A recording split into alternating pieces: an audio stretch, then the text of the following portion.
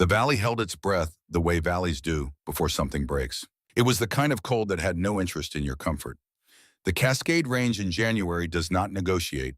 The peaks above Phoebe Sentinel stood white and indifferent, older than any war, older than any reason men had ever found to build a fence in the mountains and call it a forward operating base. Snow had been falling since before dawn. Not hard, not dramatic, just steady. The kind of snowfall that fills in footprints before you have taken 10 steps that erases everything you were sure you saw. The first shot came at 13:47 hours. It crossed the valley at 2,700 feet per second, and nobody on the base knew where it came from. Not from the north where the attack was already burning. Not from any position they had mapped or trained for or anticipated. It came from the south ridge, from a narrow shelf of rock 40 feet up a frozen cliff face, from a position so exposed and so impractical that no trained military planner would have put a shooter there. But she was not a military planner, not anymore. Through the radio traffic that survived that afternoon, you can hear the confusion in the voices of men who had trained for everything and had not trained for this. One transmission recorded at 13:49 hours asked the same question 3 times before it gets an answer. Who is shooting from the South Ridge? The answer, when it finally came, did not make sense to anyone. Her name was Nora Cole. She was 30 years old. She weighed 119 pounds. She had driven 7 hours through a January snowstorm to visit her husband, and she had brought with her a wool scarf her mother had knitted 3 winters ago, a paperback novel she would never open, and a rifle scope she had promised on the worst day of her life that she would never use again. She had been at the base for less than 6 hours when the fence line exploded. This is the story of what happened in the hours before that shot, and the hours after, and the promise that broke somewhere in between. William Cole was not a complicated man, but he was a precise one. He grew up outside Havre, Montana, on a piece of land so flat you could see weather coming from 40 miles away. His father ran cattle. His grandfather had too. The Cole men did not talk much about what they felt, but they were meticulous about what they knew, and what William Cole knew from the time he was old enough to hold a rifle steady was this: patience is not waiting. Patience is the discipline of watching without moving, of reading wind and distance and angle until the variables stop being variables and become facts. Patience is what separates the man who shoots from the man who hits. He enlisted in the United States Marine Corps at 18. By 24, he was a gunnery sergeant with 1st Battalion, 7th Marines, and his reputation had already preceded him to places he had never been. The Gulf War confirmed what his superiors had already suspected. William Cole did not miss, not at distance, not in wind, not under conditions that would have humbled men twice his size with twice his experience. He came home from the Gulf with a citation he never framed and a quietness he never fully explained. He came home to a wife named Sandra, and 4 years later to a daughter he named Nora. She was small from the beginning, fine-boned, dark-eyed, serious in the way that some children are: serious, not unhappy, just attentive. She watched things, she noticed things. She was 9 years old when her father took her out to the range he had built on the back 40, a simple set-up paper targets at measured distances, and placed a rifle in her hands for the first time. He did not make it ceremonial. He did not make a speech. He showed her how to breathe, how to find stillness inside movement, how to let the crosshairs settle not by force but by surrender, by becoming quiet enough that your own heartbeat stopped being interference and started being information. He showed her that the space between the trigger and the shot is the longest space in the world, and that everything you are lives inside it. She took to it the way certain people take to water, not by learning to swim, but by discovering they already knew. They shot together on weekends for years, through high school, through seasons, through the particular silence of winter mornings, when the breath comes out in white clouds and the cold keeps everything honest. William Cole was not a demonstrative father. He did not praise easily. But there were afternoons on that back 40 when he would watch his daughter put 3 rounds through a target at 600 yards in a crosswind, and something would happen to his face that he probably did not know was visible. A stillness, a recognition. He never told her what he saw in those moments. He did not have to. The lesson he taught her in those years was not about the rifle.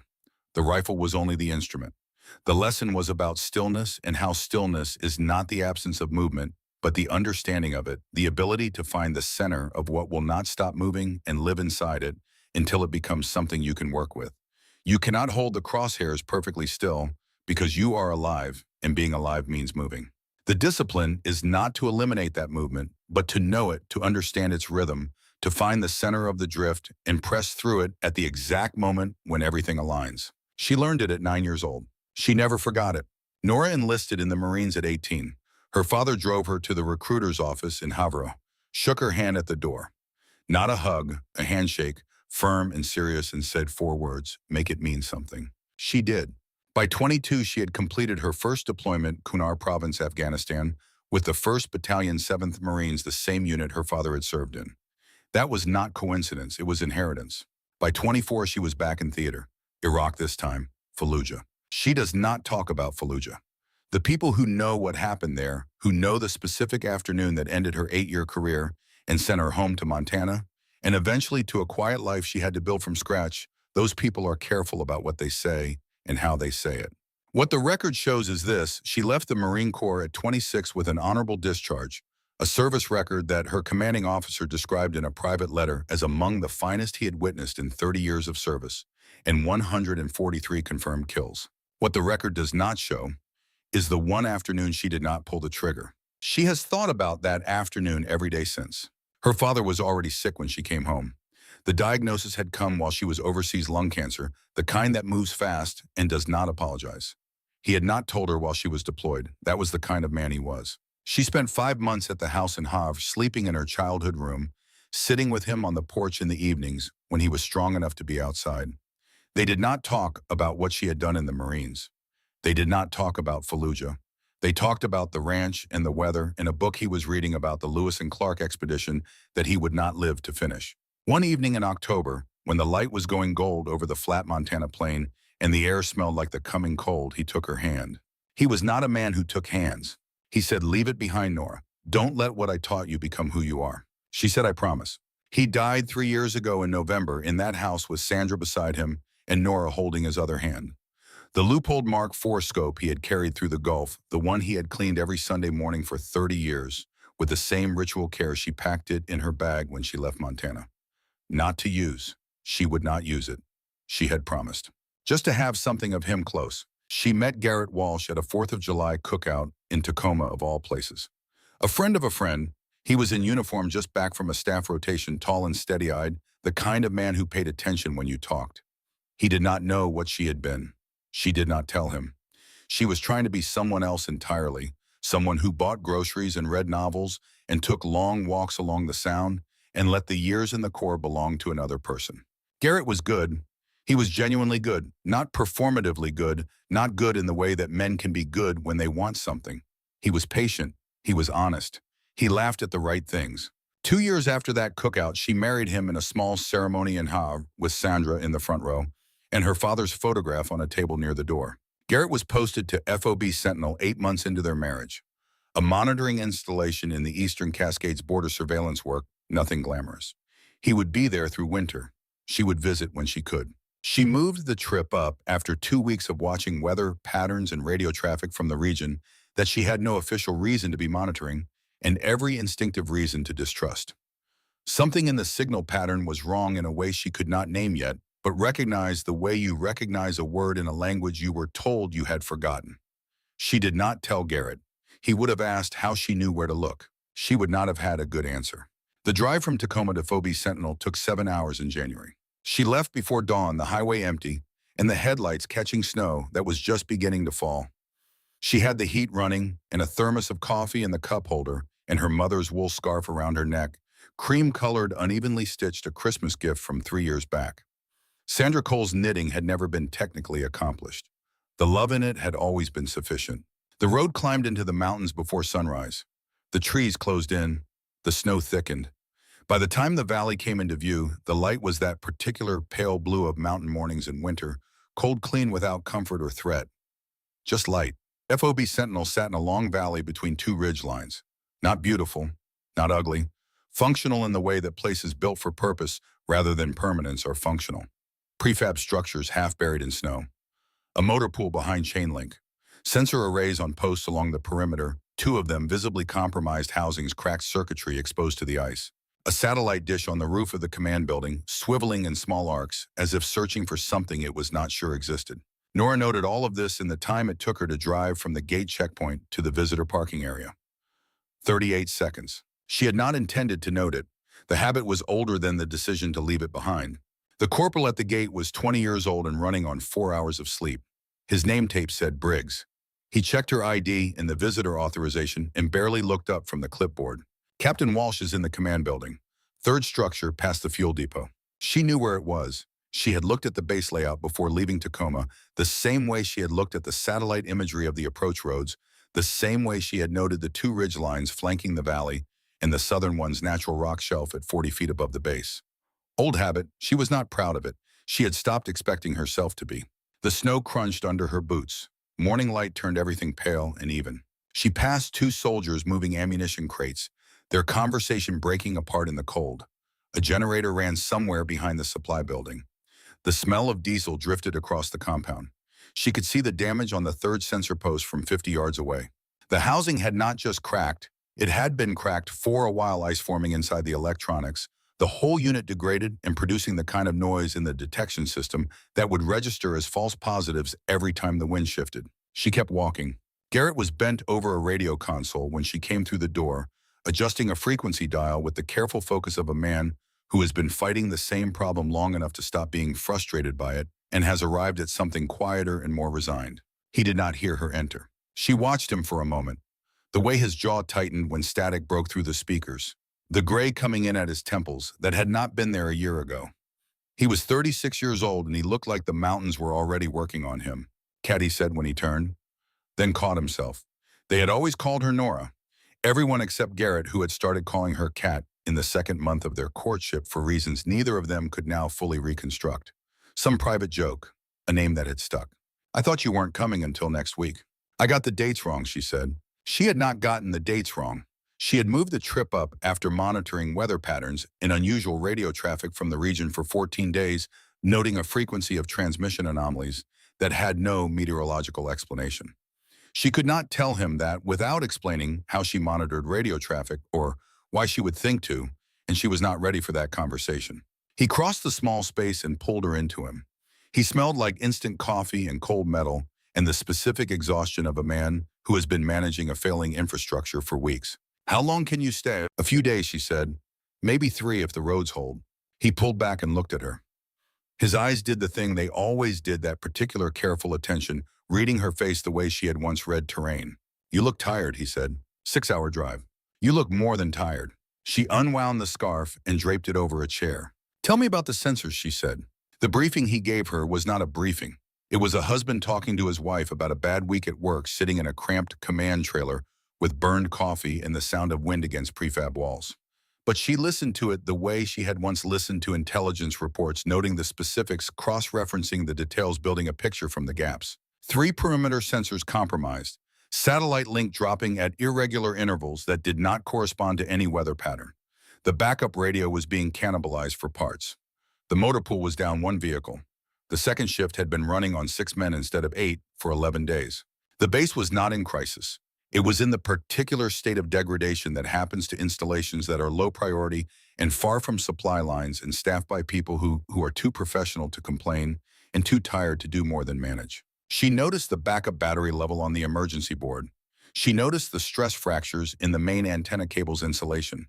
She noticed the emergency frequency card taped to the wall with tape that had lost its adhesion on one corner and was slowly peeling away from a surface it had been pressed against long enough that the corner of the card was beginning to curl. Garrett noticed her noticing. I know, he said. This whole place is held together with prayer and institutional inertia. Where's your redundant comm? Secondary radio in the supply shed. We've been pulling from it for parts. She filed that away. No real redundancy. If the primary went down during an incident, they would be isolated. 12 miles by road to the nearest relay station. In this terrain, in this weather, 12 miles was not 12 miles. Come on, he said. I'll show you where to drop your bag. She followed him back into the cold. At the door, she paused, turned her face north. The wind had shifted in the time she had been inside. Temperature dropped sharp, at least 5 degrees in the last 20 minutes. Weather coming in, she asked. Not supposed to. High pressure system should hold until Wednesday. She looked at the sky. Too pale, too still. The kind of still that preceded disruption that she had learned to read in a dozen different theaters under a dozen different conditions. The sky before something breaks does not look threatening. It looks empty. It looks like nothing. It's not the weather, she said. Garrett looked at her. She made herself shrug. Old habits, Montana upbringing. He laughed and held the door open, and she walked through it. The visitor quarters were 4 bunks and a rattling heater. She set her bag on the bunk nearest the door because the bunk nearest the door was always the correct choice because being between an exit and everything else was not paranoia but geometry, and unzipped it. Inside 2 changes of clothes, toiletries, the paperback, a phone charger, a granola bar she had forgotten was in there. And beneath the false bottom 18 had sewn into the bag 5 years ago, before she had decided to leave all of this behind, and had only decided to stop actively pursuing it, the Leupold Mark IV scope in its protective case. The case was worn at the corners. The interior foam had compressed unevenly from years of use and then years of disuse. The scope itself, when she opened the case and looked at it, which she told herself she was not going to do, and did anyway, was clean. She had cleaned it. Of course she had cleaned it. She closed the case and left it where it was. Outside the base was moving through the rhythms of shift change. Voices in the cold. A door slamming. Someone laughing at something in the motor pool. The specific noise of 24 people who have been living at close quarters long enough to have worn grooves into each other's days. She went out. Master Sergeant Dale Mercer was 44 years old and built like someone who had never had any interest in making himself comfortable. He was at the fuel depot when she first saw him, clipboard in hand, checking something against a manifest with the focused displeasure of a man who has found something that does not add up. He had the kind of face that had been weathered past the point where you could read it easily, broad, still, eyes that assessed rather than looked. He saw her before she was close enough to speak. That single glance contained an entire conversation. She was civilian. She was on the base under a visitor authorization. She was none of his professional concern. She was, by the simple fact of her presence, an additional variable in an environment that already had too many. Captain Walsh's wife, he said. She nodded. He looked back at his clipboard. That was it. That was the whole exchange. But she had been read and filed and placed in a category, and she understood that nothing she did in the next few hours would be evaluated neutrally. He would see a civilian woman walking the base, and he would see exactly what that was.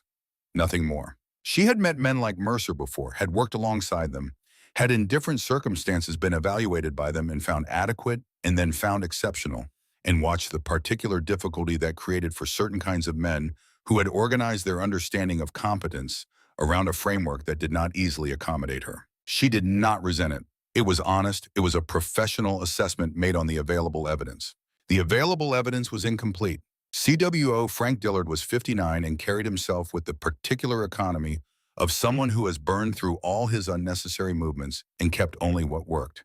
He was outside the maintenance shed looking at a junction box with the calm of a man who has seen worse and knows that patience is not optional. He heard her footsteps in the snow and turned. For a moment, nothing happened. He looked at her the way you look at something you are not sure you are seeing correctly. His eyes went to the name written on her visitor badge, Cole N., and something in his face went through a small, quiet change like a room shifting when light enters it. Cole, he said, not a question, not an introduction. Yes, she said. William Cole's daughter. She went very still. He nodded once, a slow, deliberate nod as if he were confirming something to himself rather than communicating it to her. He looked at her face for a long moment, not intrusively, not unkindly, but with the attention of a man who is looking for something he expected to find and is finding it. He asked how her mother was. She said Sandra was well. He said that was good to hear. He said her father had been a fine Marine. He said it the way men of that generation say things that cost them without ceremony, without decoration, in the flat declarative voice of someone for whom sincerity is indistinguishable from restraint. Then he turned back to the junction box. She stood there for a moment. The wind moved through the valley. Snow ticked against the metal wall of the maintenance shed. She walked on. She spent 2 hours in the parts of the base that a bored visitor might reasonably spend time in: the path between the visitor quarters and the mess hall, the cleared area between structures where soldiers moved between buildings, the open ground near the motor pool, where you could stand and look at the mountains without anyone finding that strange. She was not doing what she appeared to be doing. The 3 sensor posts she could see from the mess hall path, 2 compromised, 1 potentially functioning. The sight lines from the North Ridge to the base's primary defensive positions clear unobstructed elevation advantage of approximately 400 feet. The natural choke points in the approach from the east, where accumulated snow had created blind spots in the defender's field of view. The fuel depot chain-linked unguarded through the mid-morning. The motor pool, 1 operational vehicle. The south ridge lower than the north, a rock face with a natural shelf at roughly 40 feet. From that shelf looking north, you would have a clean line across the entire base. Not 400 feet of elevation, maybe 60, But the angle would be better. The cover was worse, more exposed, harder to reach. No defensive position had been established there because no tactician planning for the defense of this base would think to put someone there, which meant nobody would think to look there either. She hated that she had thought this. She was standing near the south fence line, looking at nothing in particular, when Mercer appeared beside her. She had not heard him coming. That bothered her more than she wanted it to. "Find something interesting," he said. "Just looking at the mountains," she said. He looked at the mountains, then at her. His face gave nothing away. "Long drive up here," he said. "Yes, something to be said for a wife who makes a long drive in winter." She said nothing. There was nothing required. He stood there for another few seconds. Then he walked away. No closing line, no further assessment, just the crunch of his boots in the snow, and then the silence. She turned back to the mountains. The south ridge set in the pale morning light, steep and cold and unguarded. She did not look at it again. Lunch in the mess hall was cardboard and salt the way it always was at installations like this. She sat across from Garrett and he talked about the equipment issues, and she listened and ate and asked questions that were wifely and incurious and gave nothing away. At the table behind them, TFC, Owen Briggs, the corporal from the gate she had placed him now, was eating with two other soldiers and talking about nothing. He was 20 years old and homesick in the way that 20-year-olds at remote postings are homesick, not dramatically. Not obviously, just present in the unfocused way his eyes went when conversation lapsed. She noticed these things. She noticed them the way she noticed the sight lines and the sensor failures and the temperature drop. She could not turn it off. She had tried for 4 years to turn it off. The country music playing from someone's small radio was barely audible. The sound of 20-some people going about the business of an ordinary Tuesday in January. She was on the second half of a sandwich when she looked up and caught Dillard watching her from across the room. He was not staring. It was not uncomfortable. He held her gaze for just a moment, long enough to be intentional, not long enough to be a challenge, and then he looked back at his food. She understood what it meant. He knew what she was. He had known it the moment he placed her father's name. He was watching her the way you watch someone who is about to be tested and who does not yet know the test is coming. She set down the sandwich. Outside, the wind had shifted again. The temperature was dropping. And somewhere in the valley below the north ridge, in the white silence between the tree line and the fence, something was moving that had not been there an hour ago. She could not see it yet. She could feel it.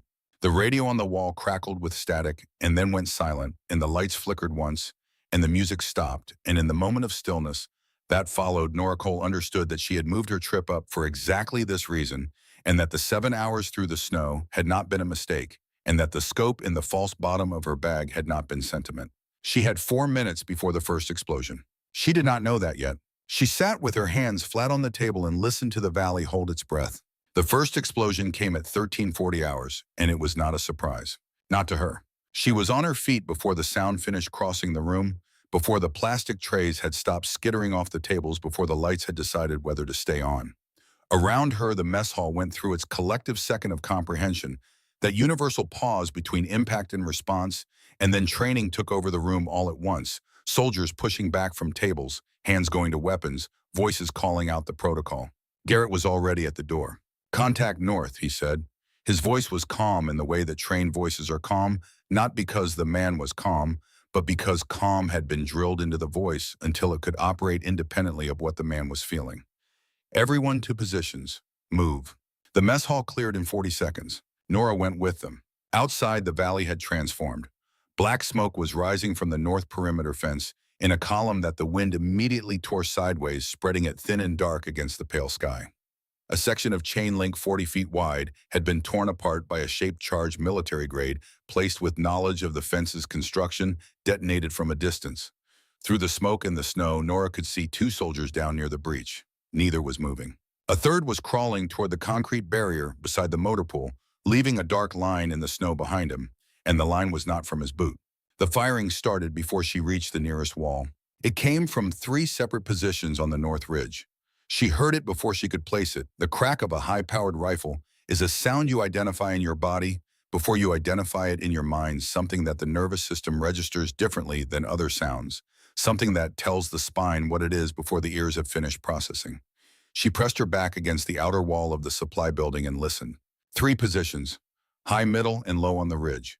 The high position was the loudest, the deepest belt fed, she was certain, within the first 4 seconds, a .308 or Similar, the kind of weapon that chews through defensive positions, not because it is accurate at this range, but because it does not need to be. It is a suppression weapon. It keeps heads down. It is the anchor around which everything else is organized. The middle and low positions were rifles, precision patient targeting the specific. She heard two shots from the middle position in the first 20 seconds, both close to where soldiers were moving, neither a miss by much. They were not trying to kill everyone. They were trying to push everyone north into the open ground, into the kill box they had prepared. She had studied this too. Garrett reached the command trailer and grabbed the radio handset. She could see him through the open door, his voice carrying across the compound, in the way voices carry when they have been stripped of everything except necessity. Base Sentinel to Regional Command, we are under attack, repeat, under attack, requesting immediate fire support in medevac, over. Static. He switched frequencies. Tried again. Static. He looked at her through the doorway, and in that single glance, she saw him understand. They were jammed. Whatever was happening on the North Ridge had been preceded by communications interdiction, which meant this was not opportunistic, not improvised, not a raiding party that had gotten lucky with timing. This had been planned. The communications failure she had been watching all morning was not equipment degradation. It was preparation. He stepped out of the trailer and a mortar round hit the motor pool. The sound was enormous. The kind of sound that does not just fill the air, but displaces it, that punches through the chest and vibrates the diaphragm and leaves a ringing silence in its wake. The remaining Humvee became a fireball in the time it takes to blink. Black smoke added itself to the column already rising from the fence line. Nora moved. Not toward the bunker that Garrett was pointing her toward.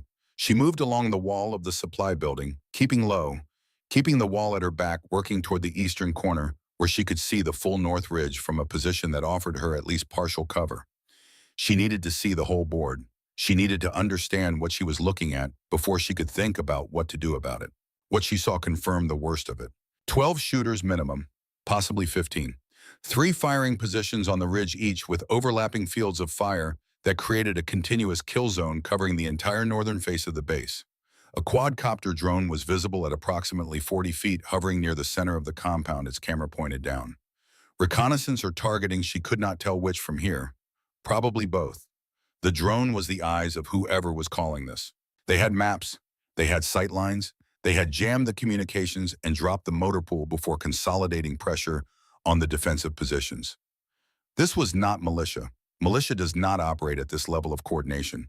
Militia does not have the patience for the interval between the initial explosions.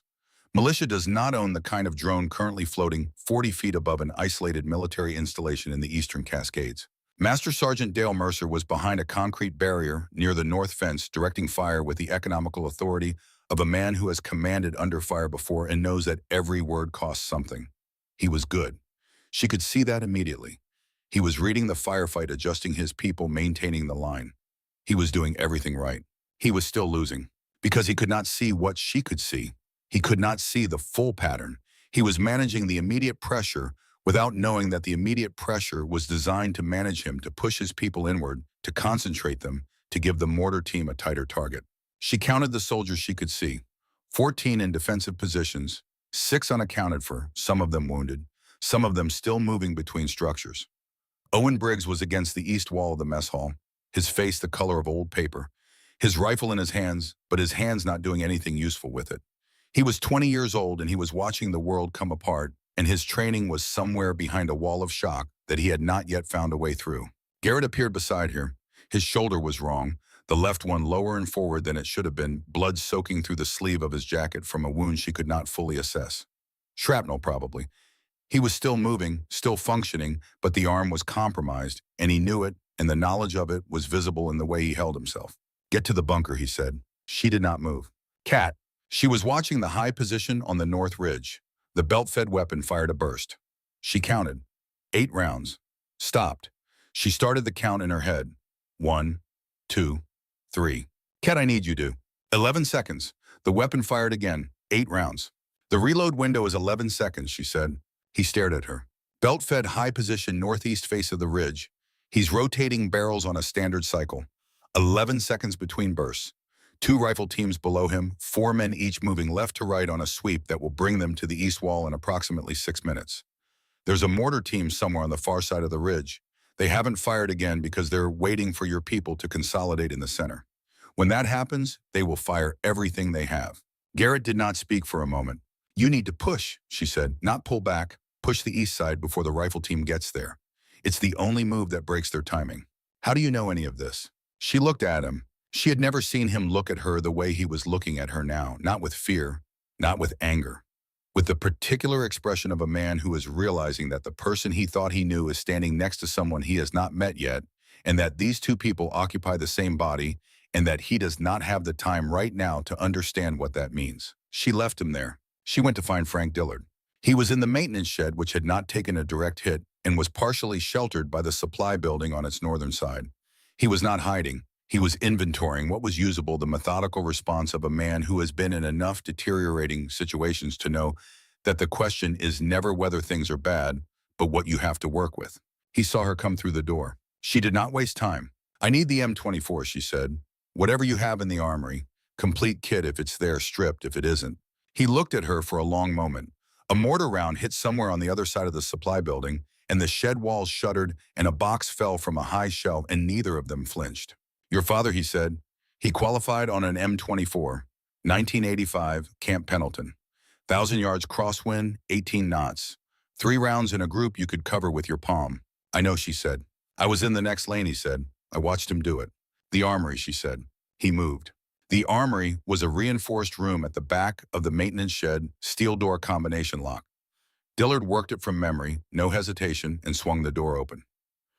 The M24 was on the second rack from the left. Not pristine, the stock had been worn. The sling was replaced with something cheaper. Someone had done maintenance on the bolt group recently. But the barrel was clean and the trigger group was functional, and when she pulled it down and worked the bolt, it moved the way it was supposed to move, smooth and certain. For a moment, she just held it, not checking it, not assessing it, just holding the weight of it, which was the weight she remembered, which was the weight her body had recognized thousands of times before she decided to stop recognizing it. The steel was cold through her gloves. The balance was exactly as she remembered. Her hands knew the geometry of it before her mind had finished the sentence it was forming. She thought of her father on a porch in October. His hand in hers, that thinned and diminished version of his hand, that illness had left behind still somehow, with all its strength in the grip. She thought of 4 words spoken at a recruiter's door. She thought of a promise made in November in a room that smelled like antiseptic and cut flowers. She thought, I promised. And then, yes, she ran the bolt. The action was clean. She dry-fired once. The click was clean. She was setting up the scope mount when Mercer came through the shed door. He took in the scene in the way that trained men take in scenes, all of it at once without the hierarchy of attention that civilians use. The armory opened, Dillard standing to one side, Nora with the rifle. His face went through nothing, or rather it went through something that was too fast and too controlled to be visible. Put that down, he said. Not a suggestion, not a question.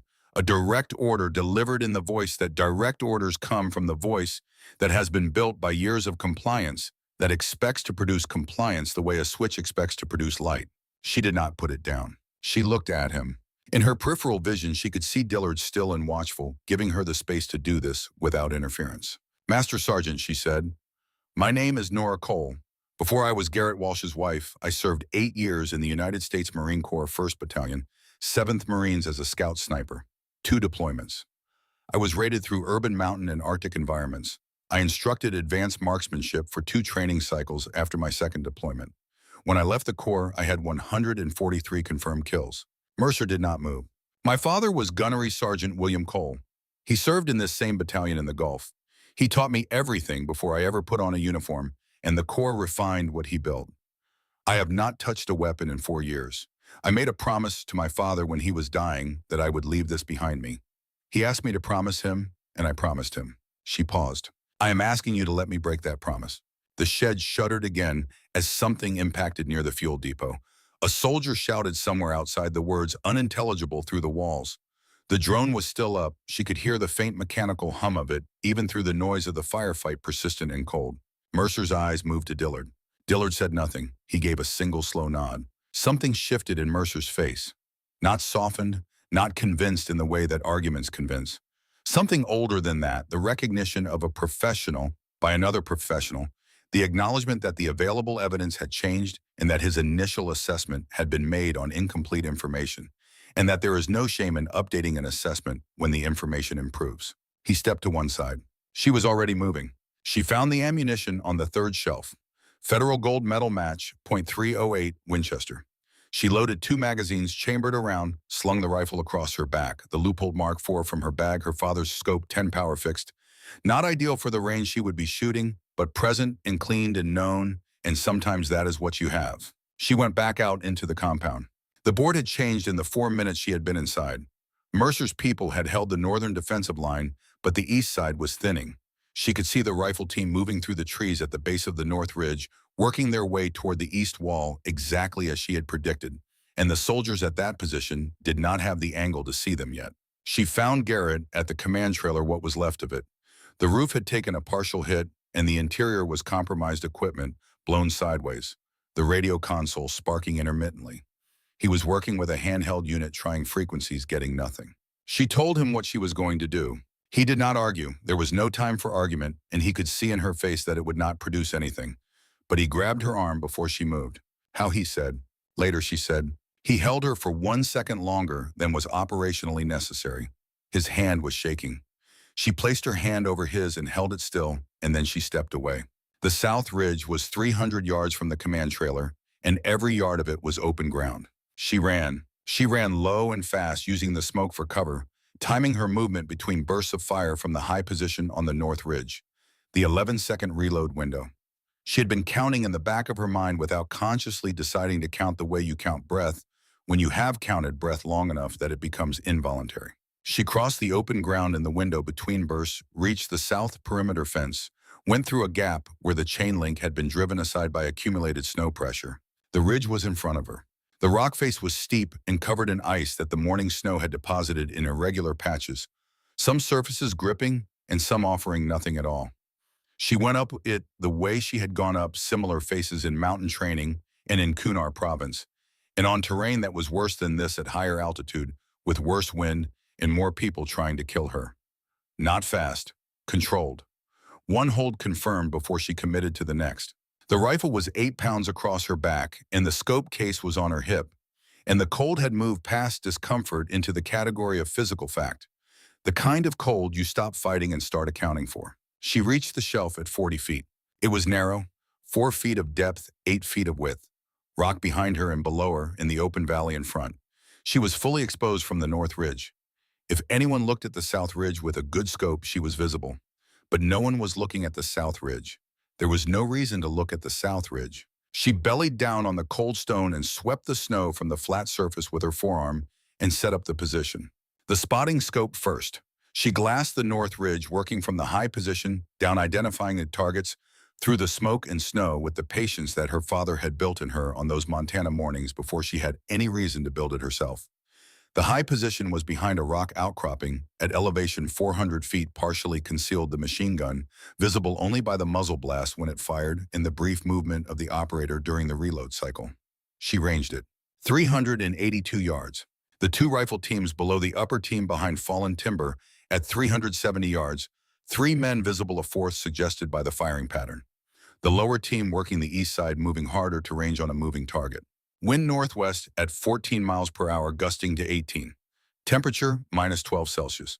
Barometric pressure dropping, which meant the air density was shifting and would continue to shift. She ran the numbers in her head. Bullet drop at 382 yards with a .308 federal match in this temperature and density. Wind drift at 14 miles per hour, crosswind from the northwest.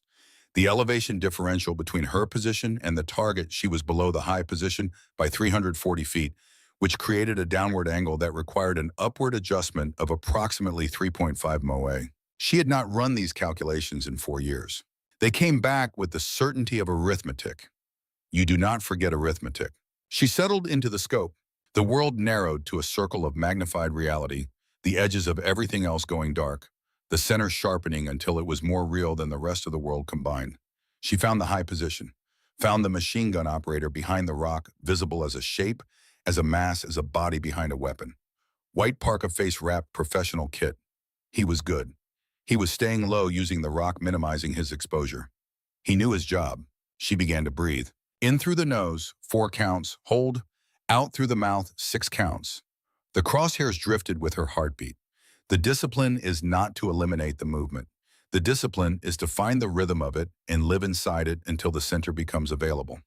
Her father had taught her this in the autumn of her 9th year, standing behind her with his hand resting lightly on her shoulder. She had learned it then. She had never lost it. She found the center. The machine gun operator reached for the barrel assembly. Reload cycle. She took up the slack in the trigger, felt the wall, and pressed through. The rifle fired. The recoil was immediate and familiar. The same physical fact it had always been, and through the scope, she saw the impact. The operator's body jerked backward. The weapon tilted sideways off its bipod. He slumped forward across the receiver and did not move. Below in the compound, there was a pause in the firefight. A breath. 2 seconds of confusion while the defending soldiers processed the absence of the suppressive fire that had been the constant pressure of the last 11 minutes. Garrett's voice carried across the compound. Push! They're breaking. Push north now. She was already working the bolt. The second target upper rifle team, Northridge, the shooter, who had been on the eastern end of the fallen timber, now standing to see what had happened to the high position above him. Standing. She ranged the adjusted distance 371 yards, angle slightly steeper. Wind same. She fired. He dropped. The rifle team scattered. Their formation broke in the way that formations break when the person organizing them is no longer organizing them, when the plan they were executing has lost its anchor. She watched them through the scope, read their movements, selected the next target. The third shot took the spotter, who was moving between the 2 rifle team positions, trying to reestablish coordination. He was moving low, using cover, not panicking. He was good at his job. He had relocated 30 yards east and was setting up a new observation position behind a snow-covered rock when she found him. He had made it 30 yards. He did not make it further. The compound below was in motion now, not defensive motion. Forward. Mercer's voice cut through the radio traffic that the handheld units were still managing east flank moving. Hold your positions on north. She shifted position on the shelf, moved 15 feet to the east along the rock face, giving herself a new angle on the lower position. Through the scope, she found the lower rifle team behind a rock outcropping at the base of the north ridge. 4 men. One of them on a radio talking fast, trying to reestablish contact with the overwatch that had just gone silent. One of them scanning the south ridge. He had heard the shots, knew they were coming from the wrong direction, was trying to find her. She was already repositioned before he could orient. She settled the scope on the radio operator. He was the command node of this group, the one connected to whoever was running the whole operation from somewhere she could not see. Range 364 yards. Wind steady at 14. She fired. He folded forward. The radio dropped into the snow. The remaining 3 men broke in different directions. The right response. You do not cluster when you are taking fire from an unexpected angle. You scatter. She tracked the closest one, moving fast northwest toward better cover in the tree line. She calculated his speed, his bearing, the distance to where she needed to put the bullet to intercept him. She fired. Miss. The bullet raised snow 2 feet to his left. She cycled the bolt, adjusted, fired again. He went down. Through the scope, she saw the remaining 2 men reach the tree line and disappear into it. She let them go. She did not chase targets into cover she could not see. The rule was the same as it had always been: if you cannot confirm, you do not fire. On the far side of the north ridge, she could hear engines, vehicles. The withdrawal was beginning. She was tracking the tree line, watching for movement, when she saw him. He came out from behind a boulder at the eastern end of the rifle team's original position, running, not toward her, not toward any defensive position, not in any tactical direction. Just running the way people run when they are not thinking about tactics anymore, when the only thought that remains is distance. His rifle was gone. His hands were empty, pumping at his sides, and his body had the proportions she had learned to read at distance. The narrow shoulder, the legs still slightly out of proportion to the torso, the way a body moves when it has not fully finished filling in. He was not more than 17 years old. She held the crosshairs on him. Her breathing was steady. The scope was steady. At 380 yards in this wind, with this ammunition, she could put a bullet exactly where she aimed it, and where she aimed it was center mass, and at this range, center mass was certain. 1 second, 2, 3. She thought about a street in Fallujah, and a man with his daughter held against his chest, and a crosshair that had been as steady as this one, and a trigger she had not pressed, and 17 names she had memorized by the following week. She thought about the weight of a decision made at distance, how it does not diminish with time, how it compounds, how it becomes part of the ledger that you carry, not because you chose to carry it, but because the carrying is what the choice costs. She thought about the difference her father had known and had never said directly, and had spent 18 years showing her instead. 4 seconds. She lifted the crosshair. She moved it to the next target, a figure setting up a mortar tube on the far edge of the ridge, the last piece of organized fire she could identify. She ranged it, adjusted, fired. The round went through the targeting site. The figure abandoned the tube and ran. She lay on the rock shelf and watched the north ridge through the scope. Nothing moved. The firing stopped. Not immediately, not all at once. It stopped the way a storm stops in degrees, the loudest elements going first, and then the lesser ones fading until what was left was wind. She could hear Mercer's units moving on the ground below her, the controlled movement of soldiers reclaiming terrain, and she could hear Garrett's voice on a radio that someone had gotten working, again partial signal, enough to get a location beacon out. 6 confirmed kills, one she would carry without knowing. She lay on the cold stone for a long time after the firing stopped, the rifle still in her hands, the scope still pointed at the ridge. Her breathing was even. Her hands were not shaking. The cold precision had not diminished in 4 years of absence. It had waited for her. It had always been waiting. She did not yet know what to do with that knowledge. She suspected it would take longer than this afternoon to find out. The wind moved through the valley. Snow shifted on the rock face below her. The valley was quiet in the absolute way that mountain valleys go quiet after violence, as though the sound itself needed time to understand what had just moved through it. She began to climb down. She came down the rock face the same way she had gone up it, one hold at a time, one confirmed surface before the next. The rifle across her back, the scope case on her hip, the cold so deep now that she had stopped registering it as cold and had begun registering it simply as the nature of the air. Her fingers found the holds by feel. Her boots found the ledges. The 40 feet of descent took 4 minutes because she did not rush it. She had never rushed a descent. You rush a descent when you believe the danger is behind you, and she had not yet confirmed that the danger was behind her. At the base of the ridge, she stopped and glassed the north tree line one more time. Nothing moved. She slung the rifle and crossed the open ground back toward the south perimeter at a walk. Not because the situation was not urgent, because walking was the correct pace for what she needed to do next, which was think, and thinking required a pace that her body could sustain without demanding all of her attention. 6 confirmed kills. One she could not confirm. The boy who had reached the tree line. She had looked for him in the scope afterward and found nothing, which told her only that he had kept running or had found cover, which told her nothing about whether he was wounded or whole, or simply gone into the mountain above the ridge, in whatever direction the mountain allowed. She would not know. That was the nature of the decision she had made. You choose not to fire, and you accept that you will never know what the choice was, because the cost of the choice is paid somewhere you cannot see by people whose names you will not learn, in ways that will or will not compound across time. The choice becomes a permanent debt to a ledger you are never allowed to read. She had been carrying a debt like that for 6 years. She did not regret the choice she had made today. She was not certain she did not regret it. These were not contradictory positions. They were the same position held simultaneously, which was the only honest way to hold it. Her father had understood this. He had never told her he understood it. But he had known when he took her hand that October evening on the porch in Havre exactly what he was asking her to leave behind. He was not asking her to leave behind the skill, or the training, or the years. He was asking her to leave behind the open accounts, the permanent not knowing that accumulated with every choice made in a scope at 300 yards on a cold afternoon. He had carried his own version of that for 30 years after the Gulf, and he had watched it do its work in him, and he did not want it to do its work in her. She crossed through the perimeter fence and walked into FOB Sentinel. The base looked the way bases look after violence that has been survived but not escaped. The north fence line was a ragged gap in a field of churned snow, the chain link twisted back on itself, the posts driven sideways. The motor pool was a black scar, the smell of burned metal and fuel heavy in the air even in the cold. The mess hall had taken a partial hit on the east wall. The roof had held, but the interior was exposed where the wall had failed, and someone had run rope across the opening as if rope would keep the cold out. Scorch marks on the exterior walls of 3 structures.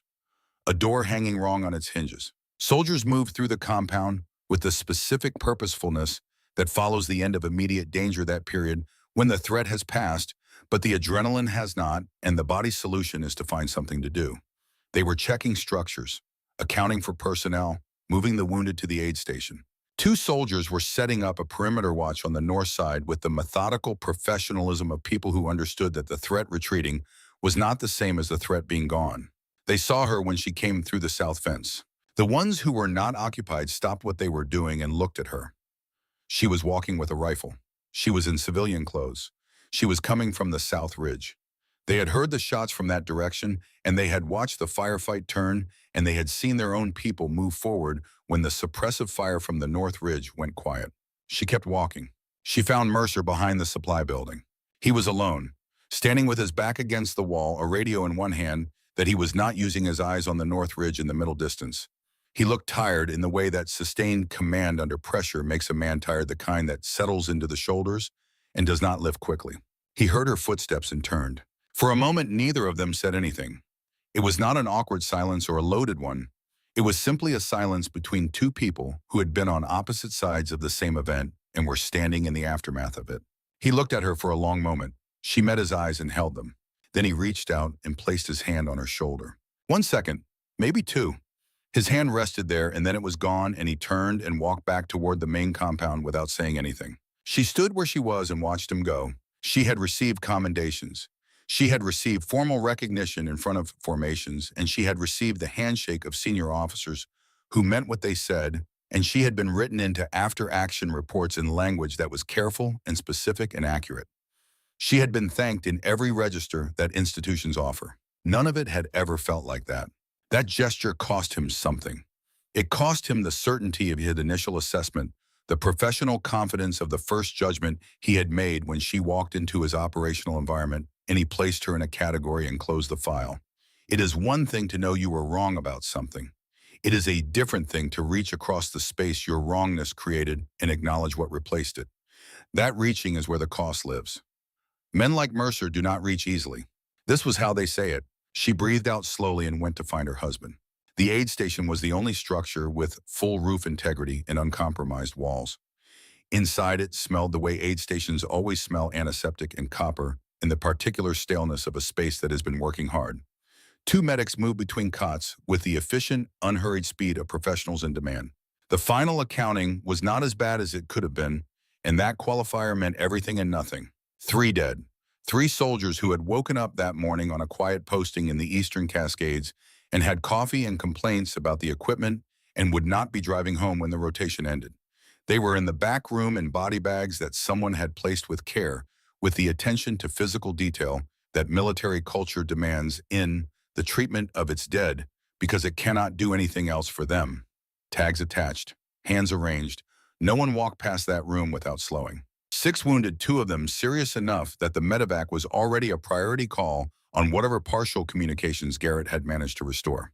Garrett was on a cot near the east wall, his left arm out of his jacket sleeve, a medic finishing the bandaging on the shrapnel wound. The wound was less severe than it had looked in the field. The shrapnel had been small, the penetration shallow, the bleed controlled. He would have full function. He would have a scar. He looked up when she came through the door, and something in his face moved in the way that faces move when they have been holding something for a longer time and can now release it. He dismissed the medic, and the medic went. She sat on the cot across from him, 4 feet between them. In a room this size in this moment, 4 feet was both nothing and a considerable distance. He looked at her for a long time before he spoke. "Why didn't you tell me?" he said. "Because I wanted to be your wife," she said. "Not my father's daughter, not a Marine, not a sniper. I wanted to be Nora. I wanted that to be enough." He was quiet. "It was enough," he said. "That's not what I mean. I mean, why didn't you trust me with the rest of it?" She considered the answer honestly, the way she had been considering it for 4 years, returning to it until she had mapped all of its edges without ever arriving at the center. "Because the rest of it is not a simple thing to carry," she said.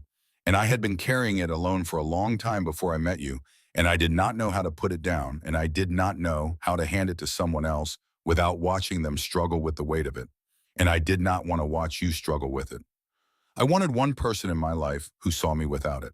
His expression was complex in the way that expressions are complex when they are made of several true things at once. She could see that he was not angry in the way that anger is simple. Whatever he felt was not simple. "You can be both," he said. "You can be my wife and also the person who just did what you did. Those things do not cancel each other out." She looked at him. "I know that," she said. "I think I have always known that. I just could not find a way to believe it." He was quiet for a moment. Then he said, "I need to tell you something, and I need you to hear it the way I mean it. I'm angry about the years you didn't tell me, about building a life with someone and not knowing this part of them. That is real, and we are going to have to work through it. I'm not going to pretend it away. She held his gaze. I know. Good. He paused. And I also need to tell you this. I don't know if what happened in Fallujah, whatever happened in Fallujah, I don't know if you were right or wrong. I can't know that. The math of those decisions doesn't come out clean, and I'm not going to insult you by telling you it does. But I know who you are. I have known you for 3 years, and I have been married to you for 2 of them, and I know who you are. And the person who held that crosshair and made that choice today on this ridge in this fight, whatever it cost her, that is someone I trust with my life. Not because she's a sniper, because she's you. She did not say anything. That's not absolution, he said. I don't have absolution to give, and you don't need it from me anyway. But it's true, and I thought you should hear it. She felt something in her chest do the thing that things in chess do when they have been held against pressure for too long and are finally allowed to be the size they are. She reached across the 4 feet and took his hand. His grip was careful because of the arm, but it was present. It was a grip that intended to be present. We have things to talk about, he said. Real things, all of it. I know. Not today. Not today, she agreed. Owen Briggs came through the door with a message for one of the medics and stopped when he saw her. He was still pale, the shock not fully metabolized, but he was moving with intention now, and the rifle was properly in his hands. He looked at her the way the other soldiers outside had looked at her, with the arithmetic working in his face. He said, "Ma'am." She said, "Briggs." He nodded once and went to the medic and delivered his message and went back out. That was the whole of it. She was still holding Garrett's hand when Frank Dillard appeared in the doorway. He stood there for a moment, reading the room in the economy of someone who always reads rooms before entering them. He looked at Garrett and at Nora and at the space between them. He seemed to reach a determination about something. He came across the room carrying an envelope. Not new. The paper had softened at the corners in the way that paper softens when it has been handled and then stored and then handled again across years. Someone had written a name on the outside in handwriting she recognized from birthday cards and letters and the margins of books. Nora. Her name in her father's handwriting. He held the envelope out to her. She looked at it for a long moment without taking it. "He gave this to me 3 years ago," Dillard said, "before he passed. He said to give it to you if you ever had to make the choice he always hoped you wouldn't." He set it on the cot beside her when she did not immediately reach for it. He looked at her father's name on her visitor badge. He looked at the rifle she had set down against the wall when she came in. "He served 22 years, Dillard said. He put the rifle down when he came home from the Gulf, and he never picked it up again. Not for anything. He said the hardest thing he ever did was put it down the first time, and the second hardest was keeping it down after." He paused. "He said you were better than him, not just with the rifle, at all of it. He said that on the range the first time you came back with a confirmed score." Said it quietly, like he didn't entirely know what to do with it. He looked at her the way you look at someone you have been carrying a thing for and have finally been able to give it to. "He said to tell you he was proud of you. Not for the service, for the choice." He did not stay. He had said what he came to say, and he left the way men of his generation leave, without ceremony, without waiting for a response, because the response was for her and not for him. Garrett had not moved. His hand was still in hers. She picked up the envelope. She held it for a while, feeling the weight of it, which was slight. Paper is light. What lives inside paper is not always light. She thought about her father sitting somewhere with this in front of him, deciding what to write, which was an impossible thing to think about, and also an unavoidable one. She opened it. The letter was 2 pages in his handwriting, precise and slightly cramped, the handwriting of someone who had been trained in a period when handwriting was a skill you were trained in. She read it slowly. There was no one to be in a hurry for. She will not say everything it contained. Some things are carried privately, as they should be, as they were intended to be. But near the end of the first page, he had written this: "The day will come when keeping your promise means someone else dies. I know this because I know how these things work, and I know you, and I know the kind of trouble that finds people who are very good at solving it. On that day, you will have to choose. I hope the choice is clear. I hope it is not. I hope you make it without hesitation. I hope it costs you. It needs to cost you. The cost is the only thing that separates what you can do from what a weapon can do. A weapon has no cost. You do. That cost is the proof that you are still the person I raised. I did not teach you to kill. I taught you to protect. These are not the same thing, and they feel the same at 300 yards, and the difference lives only in what you are willing to carry afterward. Carry it, Nora. That is what I am asking." She read the last paragraph twice. Then she folded the letter along its original creases and placed it back in the envelope.